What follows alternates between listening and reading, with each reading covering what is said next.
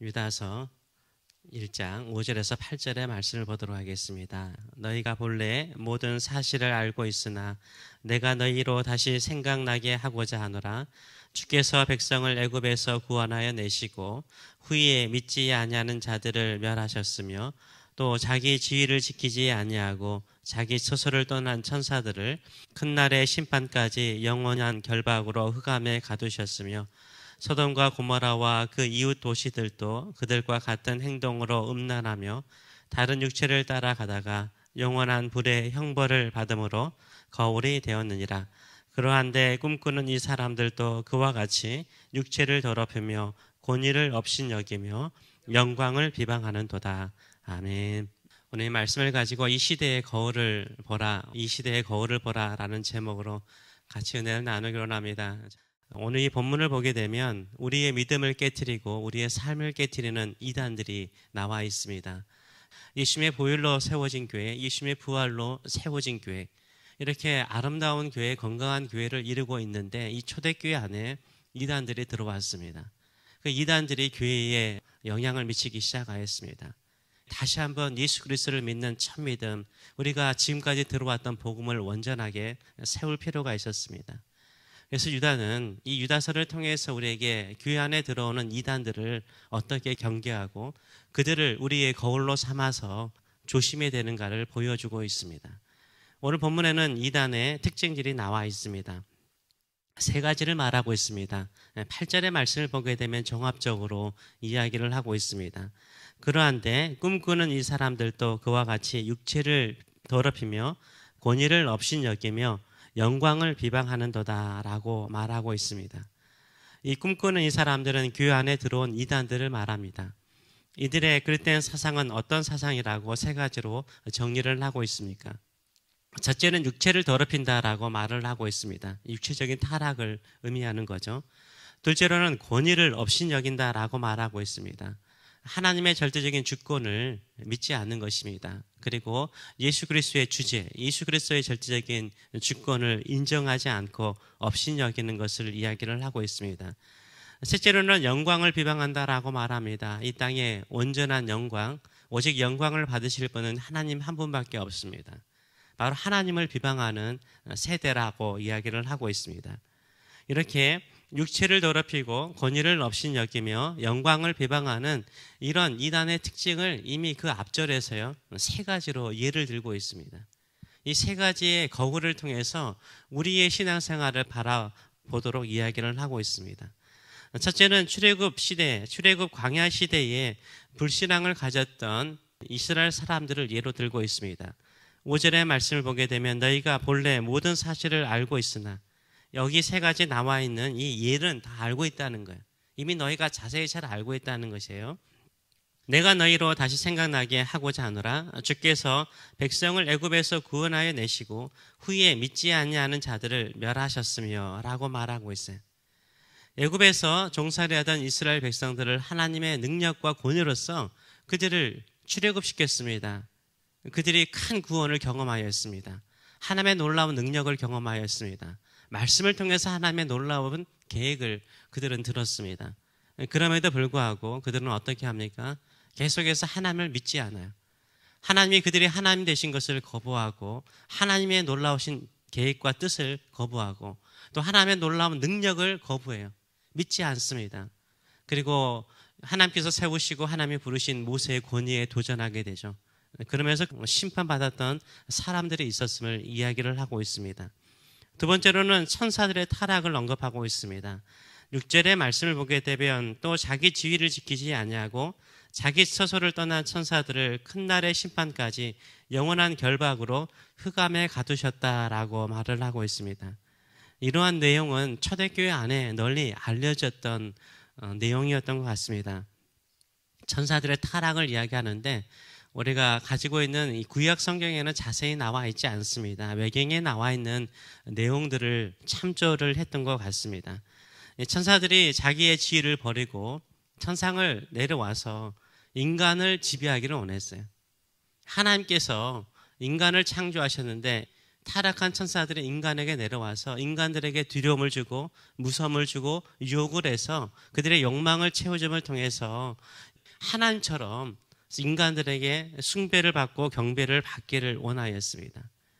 천사들은 무엇을 만족하지 않았습니까? 천사는 하나님을 섬기는 것이고 하나님의 명령을 전달하고 하나님의 뜻을 전달하는 존재이지 않습니까? 그들은 하나님의 종으로서 하나님을 섬기는 자로서 사는 것을 기뻐하기보다는 천사들은 인간들에게 두려움과 그들의 유혹을 채워줌을 통해서 하나님처럼 경배받기를 원하였습니다. 이런 타락한 천사들을 하나님께서 어떻게 하셨습니까? 흑암으로 그들을 가두셨어요. 그리고 큰 심판의 날에 그들을 심판한다라고 말을 하고 있습니다.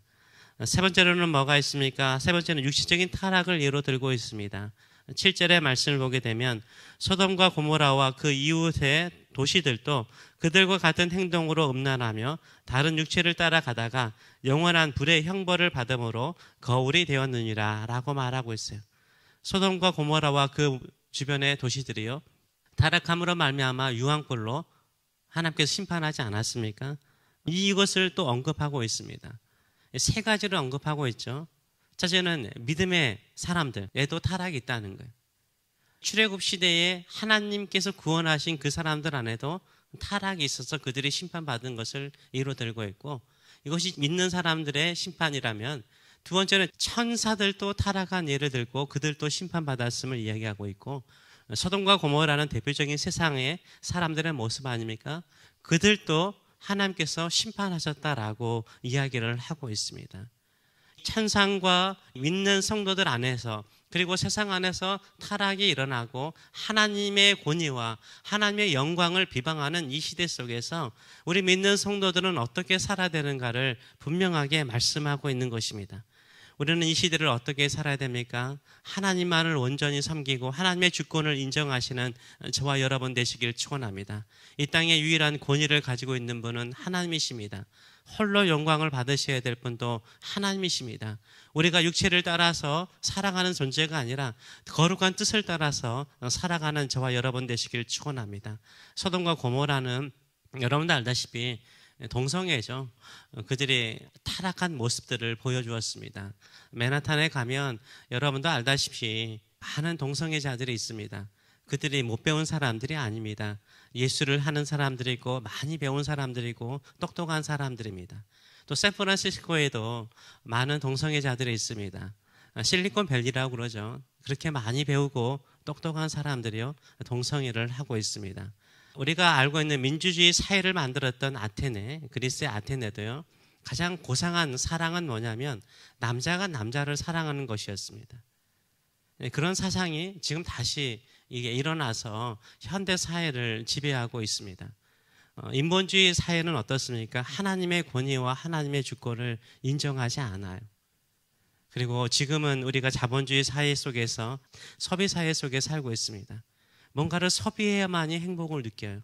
소비하기 위해서는 돈이 필요하고 그 돈을 벌기 위해서 육체적으로 노동합니다. 그래서 자기의 육체적인 만족이나 기쁨을 추구하는 시대에 사람들은 살고 있습니다. 어느 한국 일간지에 나와 있는 10대들 마약에 대한 이야기가 나오더라고요. 래퍼들. 아이들 랩 좋아하지 않습니까? 이 래퍼들이 이 예술적인 창의성을 만들기 위해서는 마약을 해야 된대요. 또 그게 그 문화하고 대세래요. 그들이 중독되어서 자기 친구들이 10명이나 죽었다라는 이 고백을 하는 아이의 모습을 본 적이 있습니다. 이렇게 세상은요, 어떻게 합니까? 인간을 타락시켜서요, 인간의 욕망을 채워주고 육체의 쾌락을 채워주는 것처럼 보이는데요, 결국 우리를 어떻게 만들어요? 죽게 만들어요. 이런 시대 속에 살고 있습니다. 믿음의 성도들이 처음에는 순수한 믿음, 깨끗한 믿음으로 출발을 하죠. 그러나 들어오는 수많은 유혹들이 있죠. 성공에 대한 유혹들, 비교에 대한 유혹들. 그 성공을 위해서 살다 보니까 육체도 병들고 믿음도 병들고 또 실망하게 되고 좌절하게 되고, 하나님께서 주신 이 육신과 이 시간을 가지고요, 하나님의 영광을 위해서 사는 것보다는 세상에 매여 살다가 결국 우리가 인생을 마칠 때가 많습니다. 이때일수록 우리는 어떻게 됩니까? 깨어 기도하시는 저와 여러분 되시길 축원합니다. 육체의 즐거움을 위해서 사는 것이 아니라 우리를 구원하신 하나님, 우리를 위해서 십자가에 죽으신 예수 그리스도의 그 놀라우신 사랑을 감사하며 그 사랑에 보답하는 인생을 살아가시는 저와 여러분 되시길 축원합니다. 우리는 육체를 위해서 사는 존재가 아닙니다. 하나님의 거룩한 뜻을 위해서 사는 존재인 줄 믿습니다. 예수 그리스도를 믿고 살아가는 이 행복, 예수 그리스도께서 우리를 통해서 이 땅에 놀라운 일들을 이루실 것이라는 그 즐거운 기대감을 가지고 살아가시는 저와 여러분 되시길 축원합니다. 기도가 살 길입니다. 이 시대가 이렇게 암담하고 많은 성도들의 교회를 떠나가는 이 시대, 기도하는 것보다는 새벽 일찍 나가서 일하는 것을 지기하는 이 시대, 밤늦게까지 수고하고 노력하더라도 헛된 것을 알면서도 그 길에서 나오지 못하는 이 시대적인 중독에서 우리가 벗어나서 거룩한 하나님의 뜻을 향하여 살아가시는 저와 여러분 되시길 축원합니다. 하나님의 뜻이 우리 안에 이루어지고 우리 교회 안에서 이루어지기 위해서 깨어있는 소수, 기도하는 소수 저와 여러분 되시길 축원합니다. 기도하겠습니다. 살아계신 하나님 아버지, 이 시대는 끊임없이 우리에게 무엇을 요구합니까? 우리의 욕망과 우리의 야망을 자극하고 우리의 육체적인 쾌락을 향하여 살게 만드나이다. 그러나 그 모든 것들이 허무하게 만듭니다. 결국은 육체가 죽듯이 우리의 꿈도 사라져가고 우리가 그렇게 꿈꾸었던 그 모든 일들은 결국 헛된 것이요 하나님의 심판을 받는 일이라는 것을 늦게서야 깨닫게 되는 것을 우리가 알게 됩니다. 우리의 자녀들, 젊은 아이들이 어떻게 살아가고 있습니까? 그들은 이 세상에 속아서, 이 사단에 속아서 그들이 무엇을 위해서 살아가는지요. 의미 있고 가치 있으며 예수 그리스도의 영광과 하나님의 권위와 하나님의 능력을 믿고 살아가는지요. 오직 돈이면 다 된다라는 생각 속에 살아가는 이 시대적인 사람들, 이런 생각을 가지고 있는 사람들이 우리 안에도 있습니다. 용서하여 주시기를 간절히 간구합니다. 우리를 예수 그리스도의 피로 정결하게 하시고 거룩하게 하시고 거룩한 뜻을 두신 하나님의 그 영광을 향하여 나아가는 저희들의 삶들이 될 수 있도록 은혜도 하여 주시옵소서. 오늘도 이 새벽을 깨우며 주께 나갑니다. 우리의 눈을 열어서 이 땅의 것만 보지 않게 하시고 하늘의 놀라운 계획을 보는 눈을 주시고 우리의 마음이 이 땅에 매어 사는 마음이 아니라 하나님을 사랑하고 하나님의 영광과 하나님의 권위를 인정하며 하나님의 절대적인 뜻이 이루어지도록 늘 주께 순종하는 저희들의 마음들 될 수 있도록 역사하여 주시옵소서. 감사드리며 예수님의 이름으로 기도하옵나이다. 아멘.